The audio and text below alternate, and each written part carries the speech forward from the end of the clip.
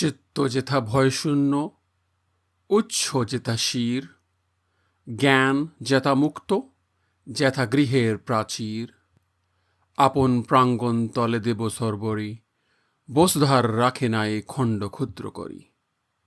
चित्त या मन जहां भय शून्य हो यानी भय रहित हो, जहां सर गर्व से ऊंचा हो, ज्ञान जहां मुक्त हो, और जहां दिन रात वसुधा यानी धरती को अपने अपने प्रांगण, अपने आंगन के दीवारों से छोटे छोटे संकीर्ण खंडों में विभाजित ना करते हों। 1913 में बांग्ला में ये बोल लिखे थे गुरुदेव रविन्द्रनाथ टैगोर जी ने, गीतांजलि में, जिसके लिए उन्हें आगे चलकर नोबेल पुरस्कार से सम्मानित किया गया। 1915 में 1915 में अंग्रेजों ने तो उन्हें नाइट की उपाधि दी थी, पर 1919 में जालियांवाला बाग के कांड के बाद उन्होंने नाइटहुड को तिलांजलि दे दी। लॉर्ड चेम्सफोर्ड उस समय ब्रिटिश वायसरॉय ऑफ इंडिया थे और उन्हें टैगोर जी ने लिखा, The disproportionate severity of the punishments inflicted upon the unfortunate people and the methods of carrying them out, we are convinced, are without parallel in the history of civilized governments. The time has come when badges of honor make our shame glaring in their incongruous context of humiliation. And I, for my part, wish to stand shorn of all special distinctions by the side of my countrymen. समझ ही गए होंगे, आज हम बात करेंगे आजादी की। आइए सुनते हैं उसी बांग्ला कविता का पूरा अनुवाद अंग्रेजी में, जिसे गुरुदेव ने ही लिखा था। Where the mind is without fear and the head is held high, where knowledge is free, where the world has not been broken up into fragments by narrow domestic walls, where the words come out from the depth of truth, where tireless striving stretches its arms towards perfection, where the clear stream of reason has not lost its way into the dreary desert sand of dead habit, where the mind is led forward by thee into ever-widening thought and action, into that heaven of freedom, my Father, let my country awake. पिछले महीने ही हमने भारत का 77वां 77th स्वतंत्रता दिवस धूमधाम से मनाया, और क्या है ये आजादी, आज सुनेंगे कुछ बोल उनके बारे में। बिल्कुल, हम सुनेंगे कुछ अनमोल बोल जिन्होंने इनकलाब की आवाज उठाई और शहीदों को संबल दिया, और हम सुनेंगे कुछ दर्द और असंतोष के लफ्ज जो आजादी मिलने के बाद उठे, और फिर कुछ चुनिंदा अनमोल बोल जो एक खाका खींचती हैं एक आम आदमी की अपेक्षाओं की, किसी आजाद समाज से, और फिर कुछ ऐसे भी बोल जो जताते हैं प्यार और सम्मान अपने राष्ट्र, समाज, समुदाय के प्रति, जो कि आजादी के बिना नामुमकिन है। बात इनकलाब की उठे तो पहला शेर जो जुबान पे आता है वो यही है, सरफरोशी की तमन्ना अब हमारे दिल में है, देखना है जोर कितना बाजुए का दिल में है। बेहतरीन। इसे मशहूर किया राम प्रसाद बिस्मिल ने, और कई लोग ये मानते हैं कि ये उनका लिखा हुआ है, पर दरअसल इसे लिखा था बिस्मिल अजीमाबादी ने। कहते हैं जब राम प्रसाद बिस्मिल जी को फांसी लगाई गई तो उनके जुबान पर इस गजल का मतला था, मतला यानी गजल का पहला शेर। चलिए थोड़ा और सुन लेते हैं, पूरी गजल तो नहीं पर कुछ चुनिंदा शेर सुनते हैं। सरफरोशी की तमन्ना अब हमारे दिल में है, देखना है जोर कितना बाजुए कातिल में है, ए शहीद मुल्क व मिल्लत मैं तेरे ऊपर निसार, ले तेरी हिम्मत का चर्चा गैर की महफिल में है। वाह वाह। आज फिर मक्तल में कातिल कह रहा है बार बार, मक्तल यानी रणभूमि, आज फिर मक्तल में कातिल कह रहा है बार बार, आए वो शौक शहादत जिन जिन के दिल में है। क्या बात है। माने ए इजहार तुमको है हया हमको अदब, कुछ तुम्हारे दिल के अंदर कुछ हमारे दिल में है। क्या बात है। माने इजहार का मतलब होता है ऑब्स्टिकल इन एक्सप्रेशन। बिल्कुल। तो एक बार फिर से सुनते हैं, माने ए इजहार तुमको है हया हमको अदब, कुछ तुम्हारे दिल के अंदर कुछ हमारे दिल में है। वाह। वक्त आने दे दिखा देंगे तुझे ए आसमां, हम अभी से क्यों बताएं क्या हमारे दिल हमारे में है। दिल में है। अब न अगले वलवले हैं और न वो अरमा की भीड़, सिर्फ मिट जाने की एक हसरत दिले बिस्मिल में है। क्या बात है। सरफरोशी की तमन्ना अब अब हमारे हमारे दिल में दिल है। में है। क्या बात है। बिस्मिल साहब अजीमाबाद से थे, जिसे आज हम पटना के नाम से जानते हैं। 18वीं शताब्दी में ब्रिटिश राज के पहले उसे अजीमाबाद कहते थे और मौर्यों और गुप्त वंशजों की राजधानी हुआ करती थी, और तब उसे हम पाटलिपुत्र के नाम से जानते थे। कुछ ऐसे ही मर मिटने की भावना थी माखनलाल चतुर्वेदी जी की कविता पुष्प की अभिलाषा में। चाह नहीं मैं सुरबाला के गहनों में गूथा जाऊं, चाह नहीं प्रेमी माला में बिंद प्यारी को ललचाऊं, चाह नहीं सम्राटों के शव पर हरि डाला जाऊं, चाह नहीं देवों के सर पर चढ़ूं भाग्य पर इटलाऊं। मुझे तोड़ लेना वनमाली, उस पथ पर देना तुम फेंक, मातृभूमि पर शीश चढ़ाने जिस पथ चावे वीर अनेक। क्या बात है, वाह। और शहादत की बात करें तो एक शेर सबकी जुबान पर आता है। शहीदों की चिताओं पर जुड़ेंगे हर बरस मेले, शहीदों की चिताओं पर जुड़ेंगे हर बरस मेले, वतन पर मरने वालों का यही बाकी निशा निशा होगा। होगा। इसे लिखा था जगदम्बा प्रसाद मिश्र हितैषी जी ने। वे थे उन्नाव उत्तर प्रदेश से और उनका समय था 1885 से 1957 तक, यानी वे द्विवेदी युग के कवि थे। उन्हें सवैयों के बादशाह माना जाता था। सवैया यानी वो छंद जिसमें किसी की प्रशंसा की जाती है। आप सब लोगों ने रसखान के सवैये सबने स्कूल में पढ़े ही होंगे। एक मजेदार कहानी 1916 में प्रकाशित अमेरिका को स्वतंत्रता कैसे मिली पुस्तिका के अंतिम कवर पृष्ठ पर हितैषी जी की रचना शहीदों की चिताओं पर प्रकाशित हुई थी और पुस्तिका छपते ही वो प्रतिबंधित हो गई। जैसा कि अक्सर होता है, प्रतिबंधित करने का असर उल्टा पड़ा और ये पंक्तियां देश के क्रांतिकारियों में चोरी से बंटवाई जाने लगी। चलिए पूरी कविता ही सुन लेते हैं। उरूजे कामयाबी पर कभी हिंदुस्तान होगा। उरूजे ने कामयाबी का शिखर। उरूजे कामयाबी पर कभी हिंदुस्तान होगा, रिहा सयाद के हाथों से अपना आशिया होगा। चखाएंगे मजा बर्बादी गुलशन का गुलची को, गुलची ने माली। चखाएंगे मजा बर्बादी गुलशन का गुलची को, बहार आ जाएगी उस दम जब अपना बागबां होगा। ये आए दिन की छेड़ अच्छी नहीं ए खंजरे कातिल, पता कब फैसला उनके हमारे दरमियां होगा।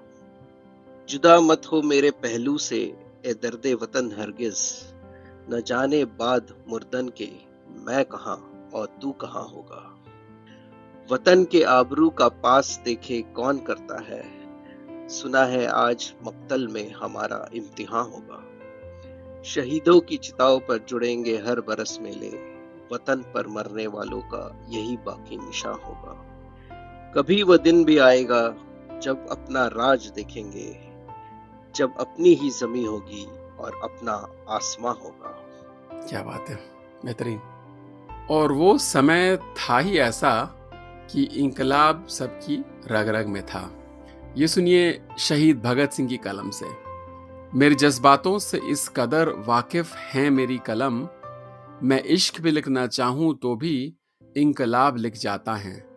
और इंकलाब की कुर्बानियों की बात उठे तो एक अमर गीत चमकता हुआ सामने आता है। ऐ मेरे वतन के लोगों जरा आंख में भर लो पानी। कवि प्रदीप ने यह गीत भारत चीन युद्ध में शहीद हुए सैनिकों की श्रद्धांजलि में लिखा था 1962 में। और 26 जनवरी 1963 के समारोह में लता मंगेशकर जी ने यह गीत पंडित जवाहरलाल नेहरू की उपस्थिति में दिल्ली के रामलीला मैदान में गाया था। गीत सुन के पंडित जी की आंखें भर आई थी। कवि प्रदीप जी का मूल नाम था रामचंद्र नारायण जी द्विवेदी। उन्होंने अपील की थी कि इस गीत का राजस्व युद्ध विधवा कोष में जमा कर दिया जाए और 2005 में मुंबई उच्च न्यायालय ने संगीत कंपनी HMV को 10 लाख रुपए जमा करने का आदेश दिया। कवि प्रदीप को पहली ख्याति मिली थी 1943 के हिट फिल्म किस्मत के गानों से।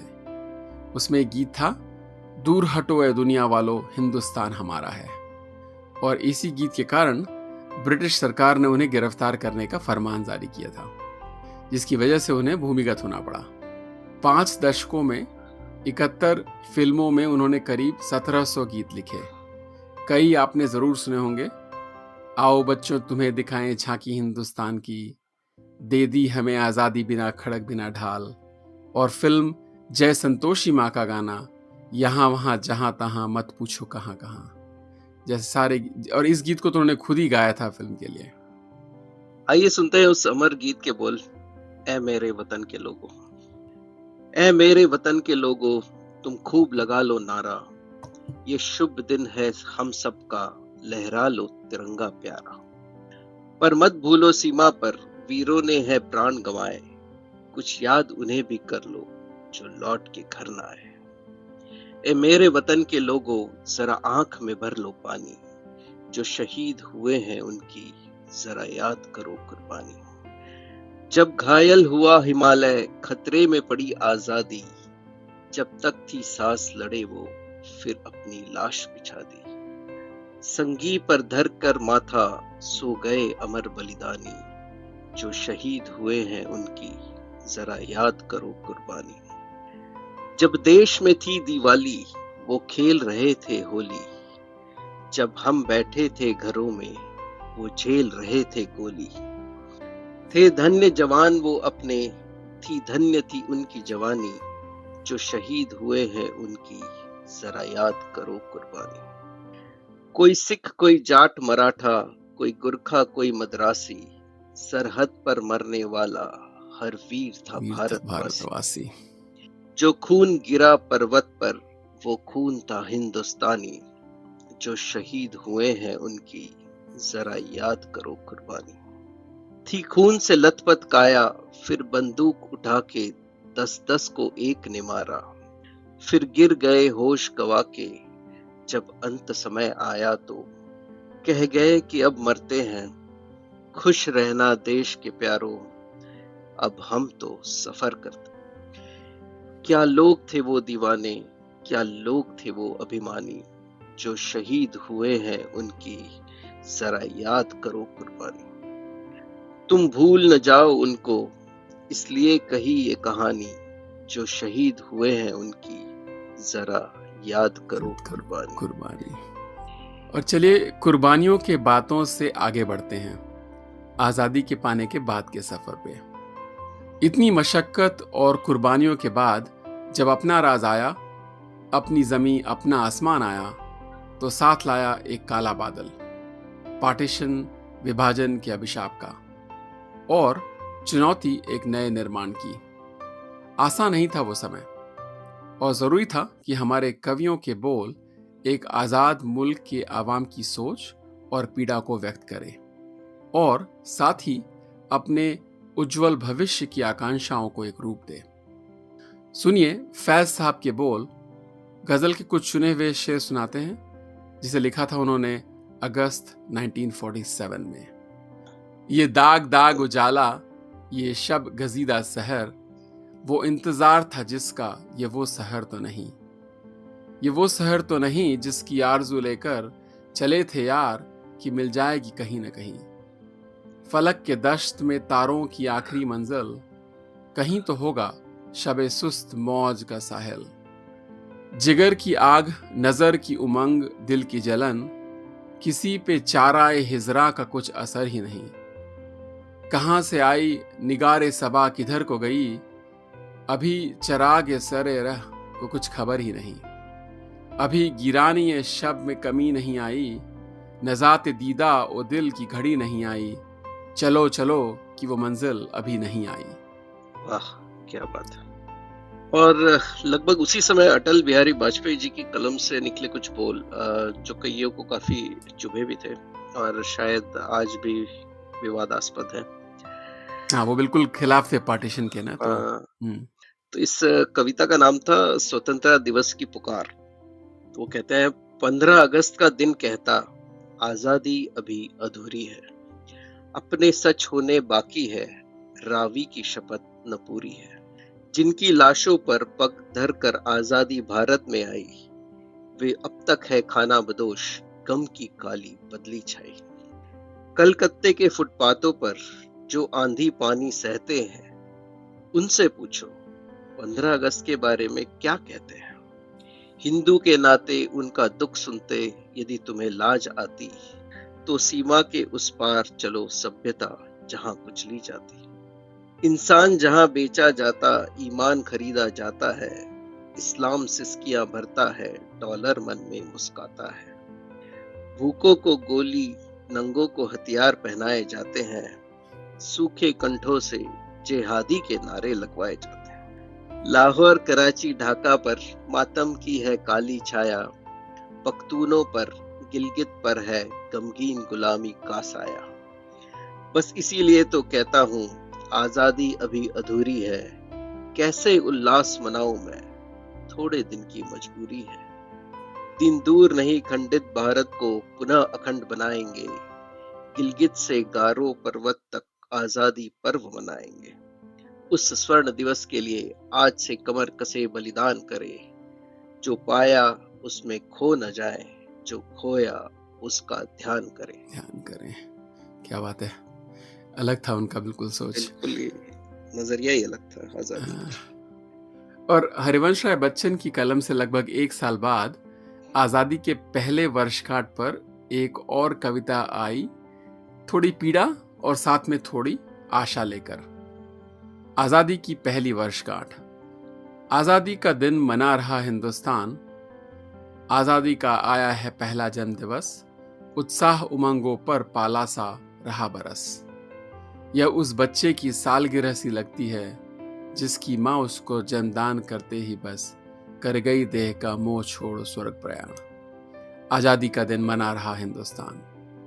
किसको बापू की नहीं आ रही आज याद, किसके मन में है आज नहीं जागा विषाद। जिसके सबसे ज्यादा श्रम यत्नों से आई आजादी, उसको ही खा बैठा है प्रमाद। जिसके शिकार हैं दोनों हिंदू मुसलमान, आजादी का दिन मना रहा है हिंदुस्तान। कश्मीर और हैदराबाद का जन समाज आजादी की कीमत देने में लगा आज है। एक व्यक्ति भी जब तक भारत में गुलाम, अपनी स्वतंत्रता का है हमको है व्यर्थ नाज।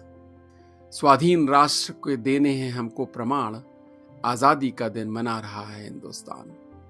है आज उचित उन वीरों का करना सुमिरन, जिनके आंसू, जिनके लोह, जिनके श्रम कण से हमें मिला है दुनिया में ऐसा अवसर, हम तान सके सीना, ऊंची रखें गर्दन। आजाद कंठ से आजादी का करें ज्ञान, आजादी का दिन मना रहा है हिंदुस्तान। संपूर्ण जाति के अंदर जागे वह विवेक, जो बिखरे हैं हो जाएं मिलकर पुनः एक। उच्च आदर्शों की ओर बढ़ाएं चले पांव, पद मर्दित कर नीचे प्रलोभनों को अनेक। हो सके साधनाओं से ऐसे शक्तिमान, दे सके संकटापन्न विश्व को अभयदान। आजादी का दिन मना रहा है हिंदुस्तान। क्या बात है, वाह। और यहाँ से छलांग लगाते हैं सीधे 2007 तक, जहाँ सुनते हैं जावेद अख्तर साहब की जुबान में एक नज्म, जिसे 15 अगस्त 2007 को हिंदुस्तानी पार्लियामेंट में उसी जगह सुनाई गई थी जहाँ से 1947 में पंडित जवाहरलाल नेहरू जी ने आजादी का ऐलान किया था। यही जगह थी, यही दिन था और यही लम्हात, सरों पर छाई थी सदियों से एक जो काली रात। इसी जगह इसी दिन तो मिली थी उसको मात, इसी जगह इसी दिन तो हुआ था ये ऐलान, अंधेरे हार गए जिंदाबाद हिंदुस्तान। यही तो हमने कहा था ये कर दिखाना है, जो जख्म तन पर है भारत के उसको भरना है, जो दाग माथे पे भारत के है मिटाना है। यही तो खाई थी हम सब ने ये कसम उस दिन, यहीं से निकले थे अपने सफर पर हम उस दिन।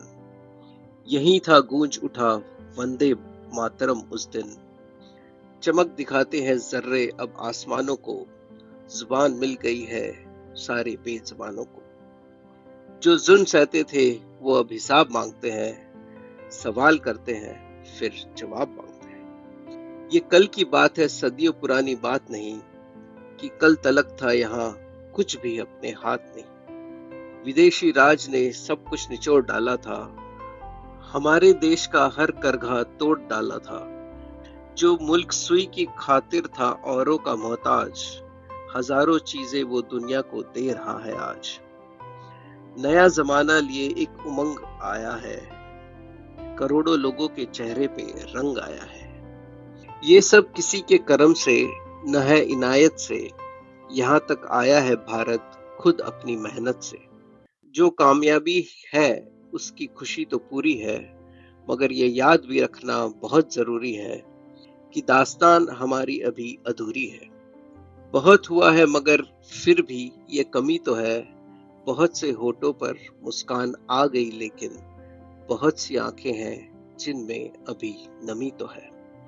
मुसाफिरों के दिलों में ख्याल आता है, हर एक ज़मीर के आगे सवाल आता है। वो बात याद है अब तक हमें कि भूल गए, वो ख्वाब अब भी सलामत है या फजूल गए। चले थे दिल में लिए जो इरादे पूरे हुए, ये कौन है कि जो यादों में चरखा काटता है। ये कौन है जो हमें आज भी बताता है वादा खुद से निभाना हमें अगर अपना, तो कारवां नहीं रुक पाए भूल कर अपना। है थोड़ी दूर अभी सपनों का नगर अपना, मुसाफिरों अभी बाकी है कुछ सफर अपना। क्या बात है। आजादी अपने साथ कुछ अपेक्षाएं लेके आता है। जनता अपना प्रतिनिधित्व चाहती है और थोड़ी बहुत समानता मांगती है। 1950 में रामधारी सिंह दिनकर जी ने उन भावनाओं को अपने कलम में बखूबी समेटा, जो जयप्रकाश नारायण जी की जन आंदोलन की गूंज बनी। आइए सुनते हैं उसका कुछ भाग। कविता है सिंहासन खाली करो कि जनता आती है। सदियों की ठंडी बुझी राख सुगबुगा उठी, मिट्टी सोने का ताज पहन इटलाती है। दो राह समय के रथ का घर घर नाद सुनो, सिंहासन खाली करो कि जनता आती है। जनता, हाँ, मिट्टी की अबोध मूर्तें वहीं, जाड़े पाले की कसक सदा सहने वाली। जब अंग अंग में लगे सांप हो चूस रहे, तब भी न कभी मुंह खोल दर्द कहने वाली। जनता, हाँ, लंबी बड़ी जीभ की वही कसम, जनता सचमुच ही बड़ी वेदना सहती है। सो ठीक, मगर आखिर इस पर जनमत क्या है प्रश्न गूढ़, जनता इस पर क्या कहती है। मानो जनता ही फूल जिसे एहसास नहीं, जब चाहो तभी उतार सजा लो दोनों में। अथवा कोई दूध मुही जिसे बहलाने के जंतर मंतर सीमित हो चार खिलौनों में।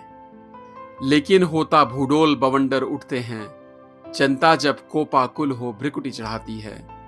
दो राह समय के रथ का घर घर नाद सुनो, सिंहासन खाली करो कि जनता आती है। हुंकारों से महलों की नींव उखड़ जाती, सांसों के बल से ताज हवा में उड़ता है। जनता के रोके राह समय में ताव कहां, वह जिधर चाहती काल उधर ही मुड़ता है।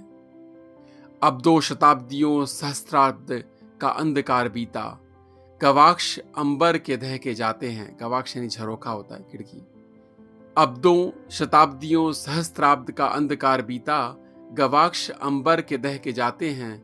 यह और नहीं कोई जनता के स्वप्न अजेय, चीरते तिमिर का वक्ष उमड़ते जाते हैं। सबसे विराट जनतंत्र जगत का आ पहुंचा, 33 कोटि हित सिंहासन तय करो। अभिषेक आज राजा का नहीं प्रजा का है, 33 कोटि जनता के सिर पर मुकुट धरो। आरती लिए तू किसे ढूंढता है मूर्ख, मंदिरों राजप्रसादों में तहखानों में।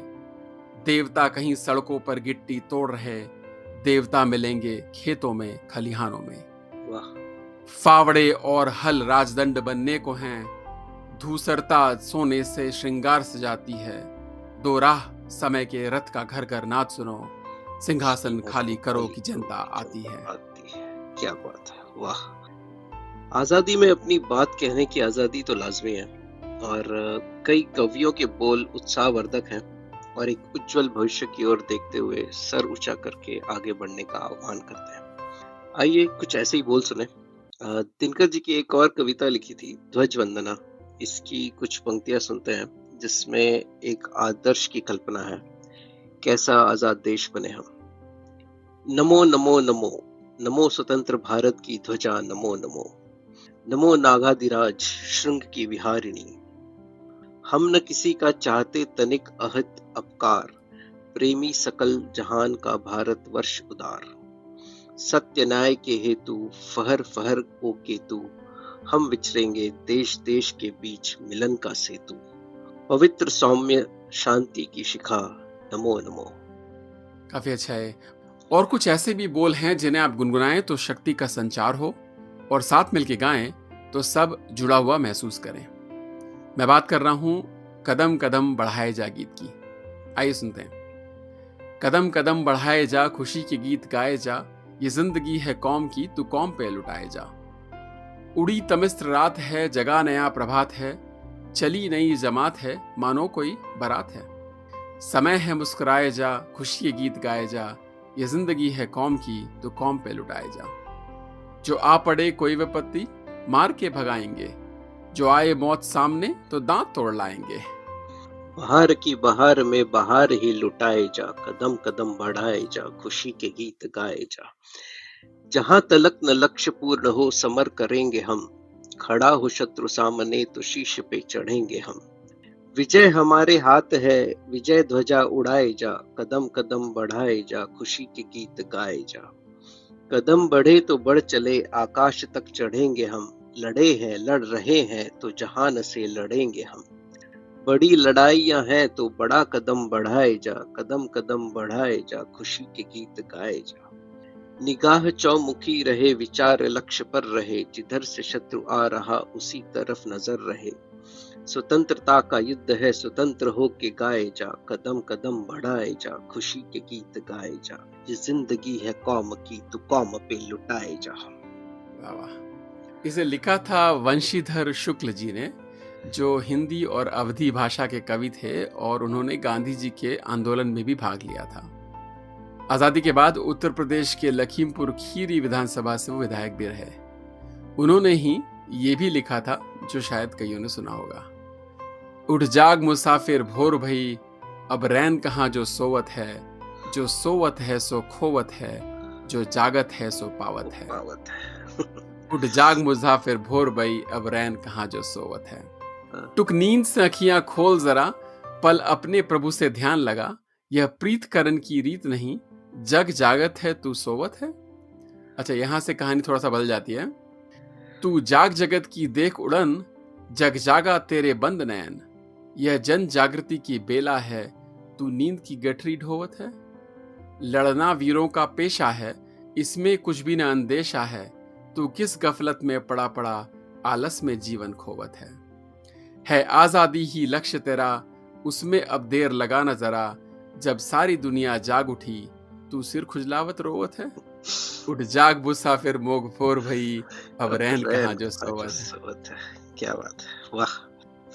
विजयी विश्व तिरंगा प्यारा 1991 की फरिश्ते मूवी में रजनीकांत श्रीदेवी पर यह गीत फिल्माया गया था, और अक्सर 15 अगस्त के समारोह और स्कूलों में गाया जाता है। इसे लिखा था श्यामलाल गुप्त पार्षद ने, जो एक स्वतंत्रता सेनानी, पत्रकार, शिक्षक और कवि थे।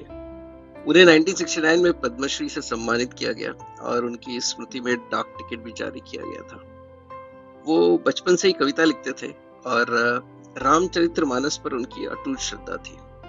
15 वर्ष की आयु में ही उन्होंने अपनी भाषा में राम कथा के बालकांड की रचना की, पर उनकी पूरी पांडुलिपि पिताजी ने कुएं में फिकवा दी क्योंकि उन्हें किसी ने ये समझा दिया था कि कविता लिखने वाला दरिद्र होता है और उसका अंग भंग हो जाता है। चलिए कुछ पंक्तियां सुनते हैं और अपने बचपन को याद करते हैं। विजयी विश्व तिरंगा प्यारा। विजयी विश्व तिरंगा प्यारा, झंडा ऊंचा रहे हमारा, सदा शक्ति बरसाने वाला, प्रेम सुधा सरसाने वाला, वीरों को हर्षाने वाला, मातृभूमि का तन मन सारा, झंडा ऊंचा रहे हमारा। इस झंडे के नीचे निर्भय, ले स्वराज्य यह अविचल निश्चय, बोले भारत माता की जय, स्वतंत्रता हो ध्येय हमारा, झंडा ऊंचा रहे हमारा। इसकी शान न जाने पाए, चाहे जान भले ही जाए, विश्व विजय करके दिखलाए, तब होवे प्रणपूर्ण हमारा, झंडा झंडा ऊंचा ऊंचा रहे रहे हमारा। हमारा। क्या बात है। चलिए आज के लिए बस इतना ही। आप सभी की मंगल कामना करते हैं। अगर आपको ये पॉडकास्ट अच्छा लगता हो तो कम से कम किसी एक ऐसे स्वजन से साझा करें जो इन अनमोल बोलों का आनंद ले सकें। मैं अनूप, और मैं अमोल, आप आप सुन सुन रहे रहे थे थे अनमोल बोल। अनमोल बोल। जय हिंद। जय हिंद।